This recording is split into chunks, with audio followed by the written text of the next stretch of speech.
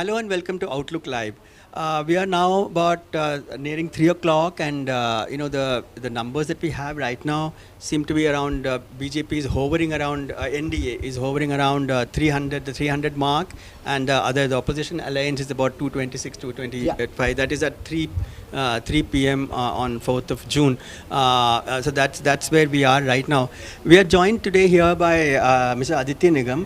Thank you very much, sir, for joining. Aditya Nigam, as you all know, he's a political scientist, has written many books. I was formerly with CSDS.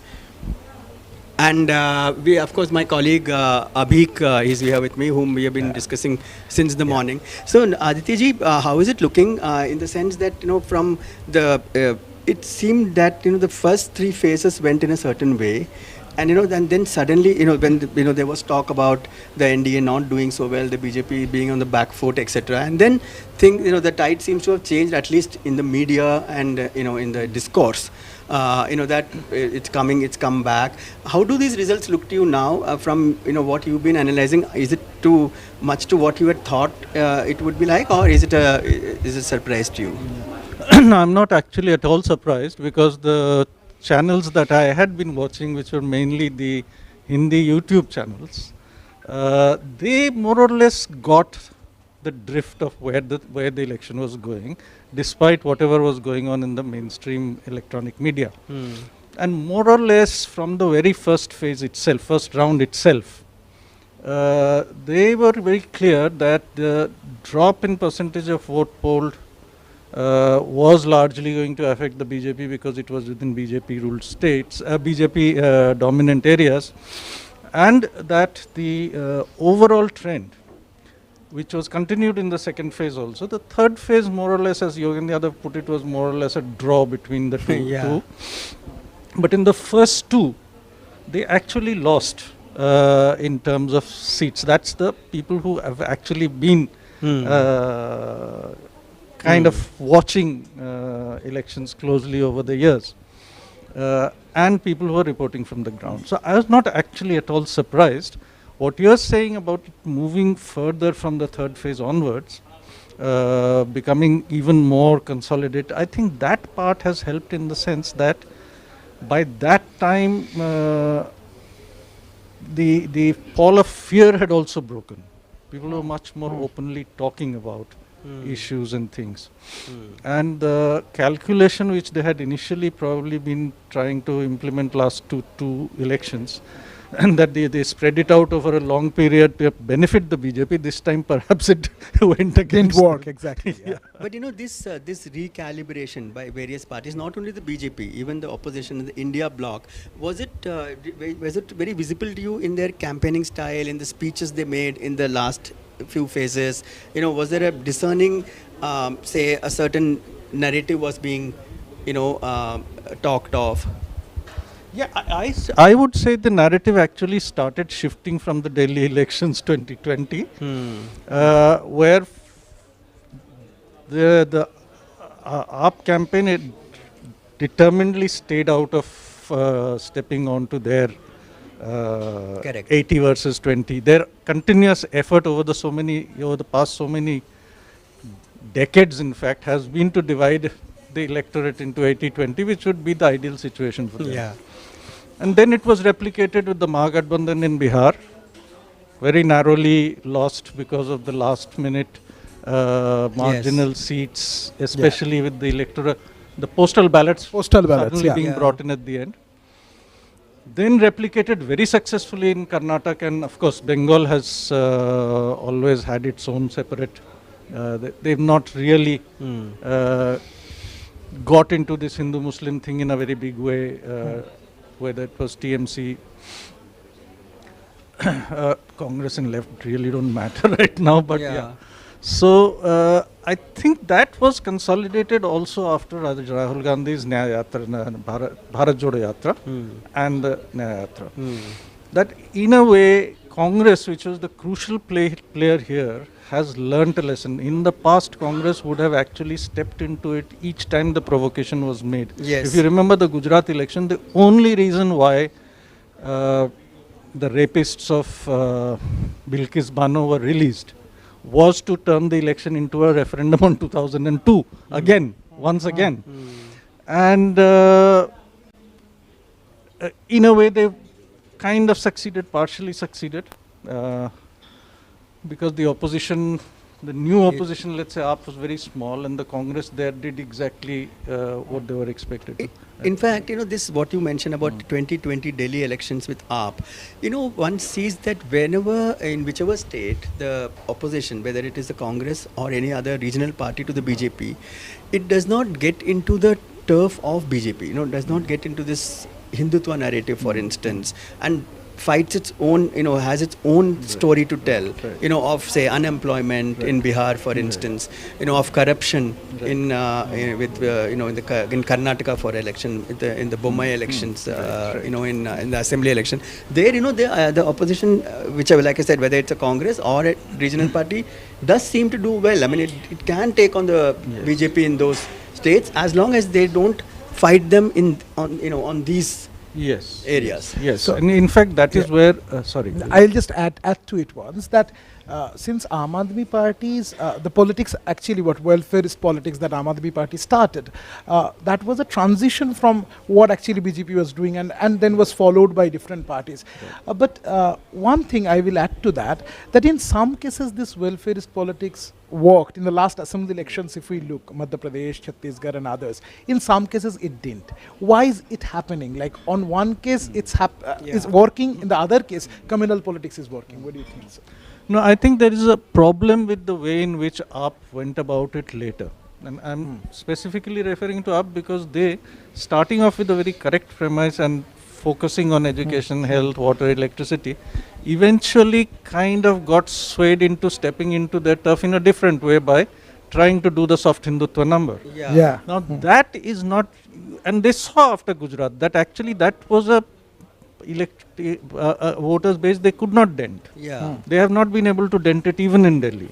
After so many years of rule, Kejriwal being falsely put under arrest and so on, if they are still going to win 7 seats in Delhi, then obviously it shows a failure of that. And I think the real mistake AAP has made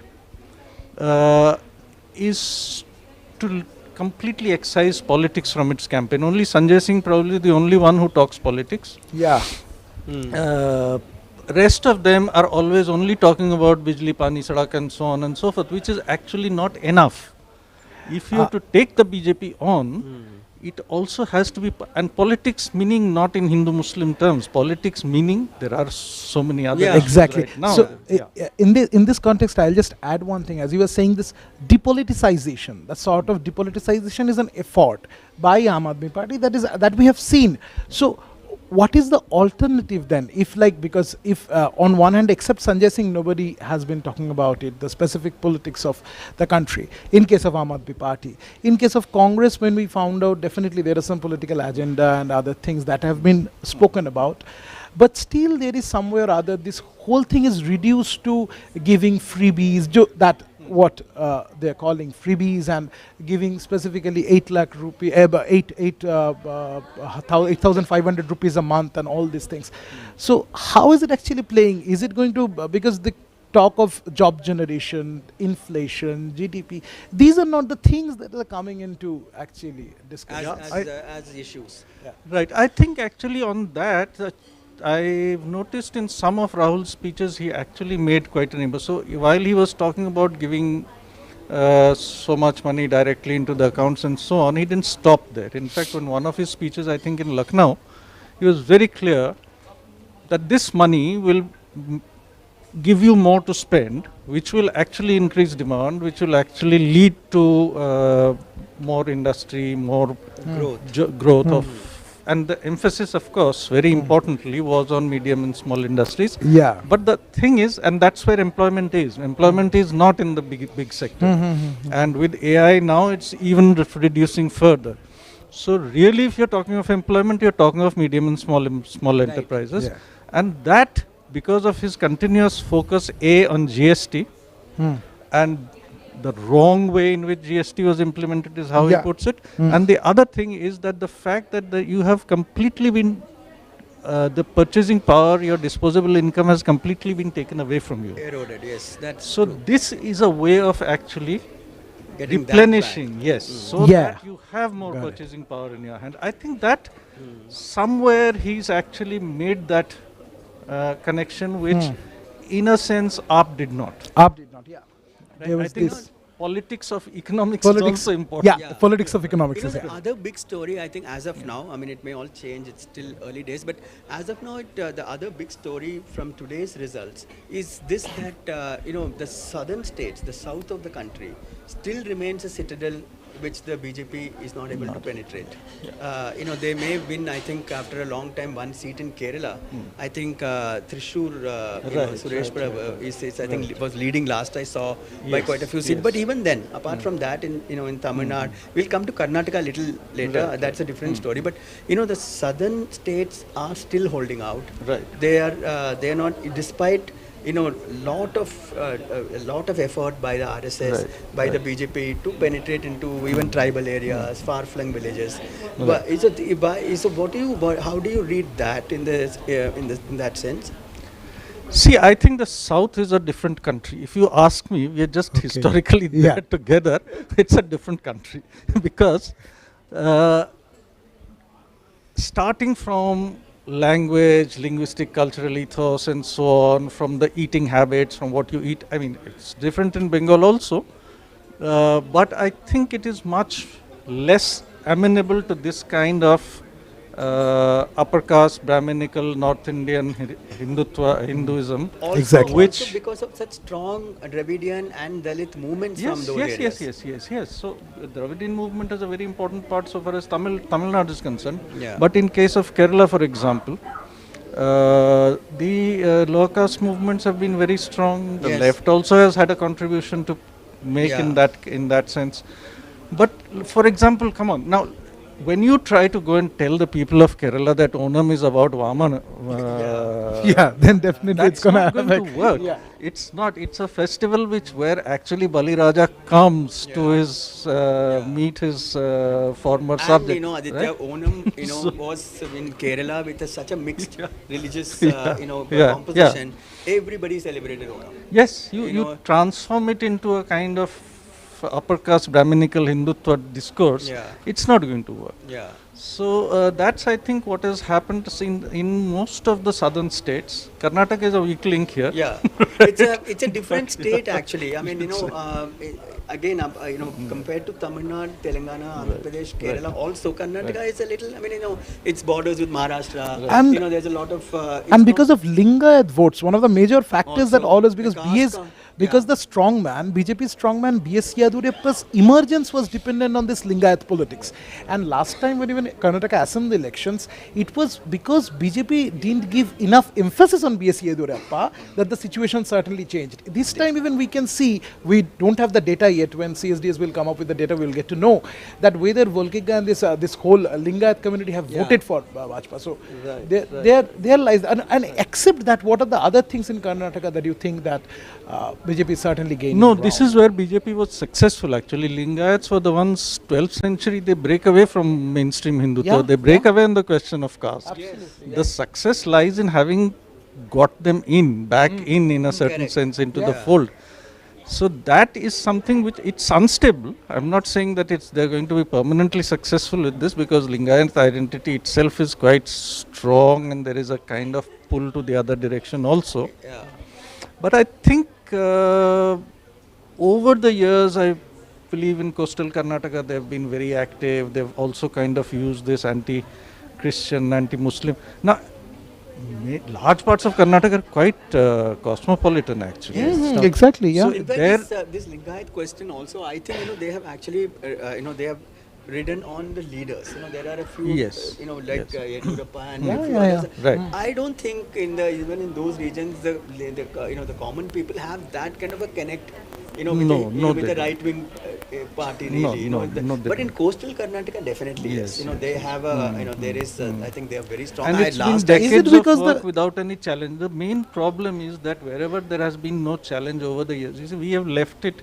I mean, I'm talking of a larger we. It's not any particular party, Yeah. but they have been working at it in these regions for a very, very long time, poisoning young minds, and their strategy is to poison young minds. Yeah, they get them very young. Is it because that coastal Karnataka has a formidable minority population that it is possible for them to do it? Because this wherever there is religious minority in formidable population, if we look at Uttar Pradesh with 20% population, Bengal 27%, in coastal Karnataka there is huge percentage. So is it like that they need that otherization for like? It could be. It's possible because actually there is at some point it also becomes a struggle over resources, right? It becomes, it can be at least presented the way Modi did in his speeches. Was not funny. I mean, we may laugh at it, but it was actually, that they will take away ek bhais leke udhar de denge. I mean, it was ridiculous. Exactly. But it was playing on the same kind of. And coastal Karnataka also, it's quite complex. The minority question. There are a whole lot of. It's not a homogeneous. There are a lot of Muslims who are very well off. Who are wealthy, who are the traders. Who are who employ the Hindus as labor, etc. So it's quite a complex thing because their trade goes back a long way. With the Muslim traders there. So but then the results in these elections it's not exactly. I mean, it's not what the exit polls predicted or what the not at all. Not at all. In that, it's gone that also way. In some ways, has shown that this can only work so much. Maybe. Yes.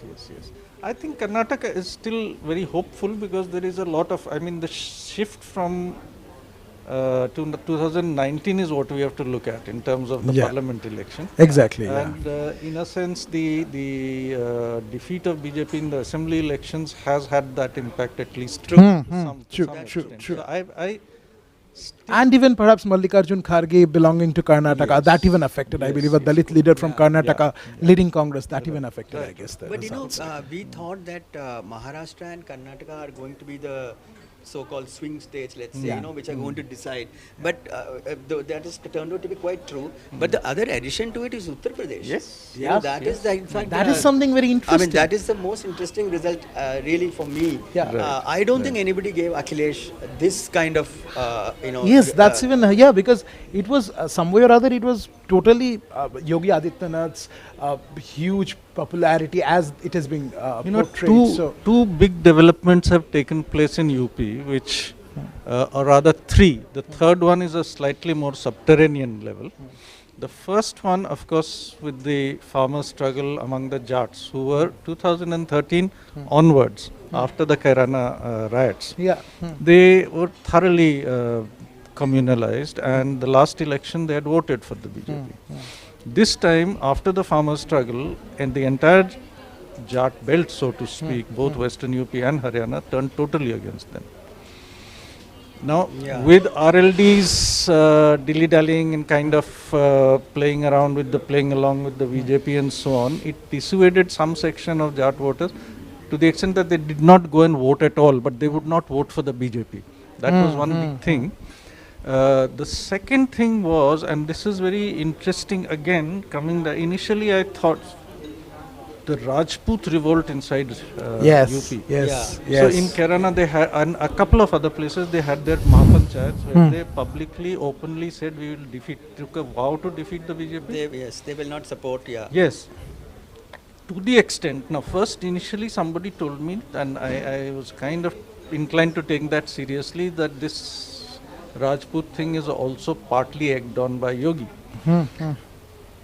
But when asked directly who they would vote for after the Kerala Mahapanchayat, they said we'll vote for Ikra Hassan. Now that is not a Yogi supporter. Yes. That's the case. That's the case. So that was actually something else, something deeper had shifted. Absolutely. In the whole elections, I think this, as opposed to 2019, another big story is that how it is these local issues in various states which have mattered far more than some big instead of narrative. Any meta narrative, like they couldn't build up. See, my friend Nakul Sahni, who runs this Chalchitra Abhiyan, and they have been kind of documenting the whole Western UP political scene from 2005 when he made Muzaffarnagar Baki Hai onwards. I have been talking to him through this campaign, etc., and his point was that uh, these, even in the hardcore of the West UP Jat belt, issues of Delhi's AAP government have actually caught the imagination of the people there. They want better education, they want hospitals and so on and so forth. They're not satisfied with this. So Yes. Ikra Hassan was actually raising these issues. She was not getting into any of the other, she was raising local, but these are not just local issues. I mean, these are also issues which go beyond the immediate, my road, my... It has resonance beyond the special limitation of it. And the third undercurrent in UP, which was more of an undercurrent, but which happened mainly after the election, the constitution scare, after this statement by BJP leaders that if we get 400, they will change the constitution. That actually created a strong scare, if you could use that word, among the Dalit and backward. So it reached actually marginalized communities. It did. I mean, those speeches went apparently circulated throughout these days, WhatsApp circulation. Aditya, I think we are ending the near of our time. But I want to ask you, what happens now? If this is roughly what it will end at, say 300 odd for NDA. And even opposition has sort of 240, 230 opposition. And so it's like we don't know yet, and say BJP is say around 240, does not nowhere near 272, the majority mark. How do you foresee the new government to be? What are the changes that will happen? From the last 5 years. See, at one level it's too early to say, because as far as the opposition is concerned, we know that a government which is dependent on allies, an NDA government which is dependent on allies, which is where BJP does not have its own majority, will of course cannot replicate what it did in the last 2 terms. But I think we have to watch the next 24 hours, because knives should be out in BJP itself. Now that his position is weakened, and there has been a building resentment against the Gujarat lobby, i.e. the two, the two in charge here, and there is actually nobody worth the name left. So you think that the troubles within the BJP might, each one's those factions may sort of start raising their voices, and also the allies, who are partnering with them, they'll also be, they'll be stronger now they're not going to be these timid allies. Yeah, they will certainly be stronger, but I will be actually more interested in knowing what, the non-Gujarat leaders of the BJP who have been sidelined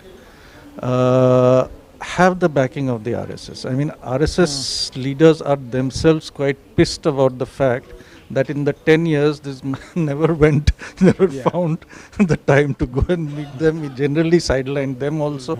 This was the first time. After the first round, when he realized that things were getting bad, was when he, in 10 years for the first time, he tried to go and meet these people, and obviously all failed. those will start to rise. I think yes, something has to. How it will shape up, we don't know. People are saying they might prop up Gadkari and so on, but I don't know. That is a matter of speculation. Too speculative. Yes. Thank you very much, Aditya. You have anything to add? No. Thanks a lot. We are running out of time. Thanks a lot. It was a pleasure talking to you. Thank you. Always so nice. Look for your such insights. Thank you so much. It was so nice. Thank you for watching. Thank you.